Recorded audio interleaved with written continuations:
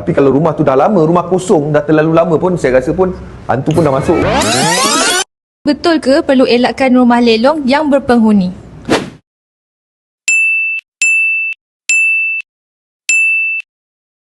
Oh, rumah yang berpenghuni, maknanya rumah ada orang duduk. Dia macam tu. Maknanya ramai juga yang ragu-ragu atau confused nak beli rumah tapi ada orang duduk. Ada orang duduk. Ada orang duduk ni sebenarnya tuan-tuan, memang ada rumah lelong yang diduduki.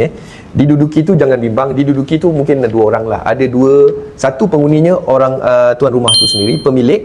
Yang kedua kemungkinan penyewa. Tapi macam soalan tadi Puan Yu kata nak elakkan rumah yang diduduki. Jadi mungkin ramai yang intention nak beli rumah kosong je. Okey, rumah kosong ni pula kamu kena faham, tuan-tuan kena faham, rumah kosong ni sama ada baru ditinggalkan, owner baru keluar, ataupun rumah yang dah lama, yang kita panggil rumah apa? Rumah busuk lah, rumah hantu kan. Tapi kalau perbezaannya, kalau kita dapat rumah tu, rumah tak pernah diduduki, ya nampak cantik, memang mudah. Maknanya senang lah kita mudah dapat masuk rumah tu. Tapi kalau rumah tu dah lama, rumah kosong, dah terlalu lama pun, saya rasa pun hantu pun dah masuk kot. Tak ada. Maksud saya rumah tu mungkin dah maintenance dah tak ada kan. Jadi hampir bocor sebagainya, banyak kerosakan. Okey, tapi saya lebih positif sebenarnya. Kita kena lihat keadaan juga. Kalau rumah tu yang penghuninya boleh jadi penyewa, so saya rasa bila kita dapat tindakan daripada mahkamah ataupun pihak bank untuk owner tu selesaikan, dia tak berjaya selesaikan tunggakan dia, dan dia akan tahu bila mana dia kena keluar daripada rumah tersebut. Saya rasa rumah tu biasanya masih dalam keadaan yang baik. Maknanya baru saja ditinggalkan dalam keadaan yang mungkin less maintenance lah, saya rasa. Mungkin ada juga sedikit kerosakan tapi tak terlalu ketara. Kalau yang dah lama tinggal maknanya dah tak ada berjaga, senang cakap. Kalau baru orang tinggalkan dia mungkin biasalah, kotor-kotor sikit tu biasa. Tapi maknanya tak perlu elakkan pun tuan-tuan. Tuan-tuan boleh tengok sendiri daripada luar. Yang penting jangan masuk, jangan ganggu owner tadi. Cuma kita boleh agak-agak daripada luar tu. Kita pergi tengok tu sebenarnya kita nak tengok kawasan tu stable ke tak. Penghuninya ramai ke tak. Occupancy rate-nya penuh ke tak. Kalau occupancy rate dah tak ada, kita pun takut nak duduk rumah tu seorang-seorang. Tapi kalau keliling tu ada, orang tu pun ada kat rumah, maknanya kita nampak community tu okey.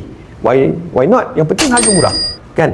Jadi itu yang tuan-tuan boleh fikirkan. Jangan bimbang kalau ada orang, mungkin ada keraguan macam siapa Akilah kata mungkin dia bimbang nak proses nak keluarkan orang tu sebagainya kan. No, biasanya kita faham memang akan ada sedikit kelewatan, kemungkinan, dan kebanyakannya saya selaku pelelong dan juga ejen hartanah berdaftar juga, kita faham jadi benda ni. Sebab tu tuan-tuan boleh deal dengan direct dengan tim kami, kita boleh bantu uruskan secara legally lah. Maknanya kita advise kita minta lawyer uruskan dan sebagainya. Ada prosedur. Owner pun tak boleh, owner pun kena keluar kan. Boleh jadi kita minta perintah mahkamah. Sebenarnya untuk sekarang ni dah ramai dah faham dah, tak ada masalah. Saya jadi pelelong pun dah hampir 30 tahun, dah lebih 25 tahun. Jadi kita dah jumpa berbagai-bagai isu Jadi alhamdulillah, semakin hari semakin ramai orang membeli rumah lelong, semakin hari semakin ramai orang yakin. Yang penting tuan-tuan dapatkan maklumat tu terus daripada pelelong ataupun orang yang berkelayakan untuk menguruskan hartanah anda. Jadi sebenarnya kalau soalan tadi, saya rasa tak perlu bimbang. Tengok rumah tu betul-betul, dapatkan maklumat lengkap, especially daripada pelelong, dapatkan maklumat lengkap daripada tim kami. Kami cuba bantu tuan-tuan dan puan-puan.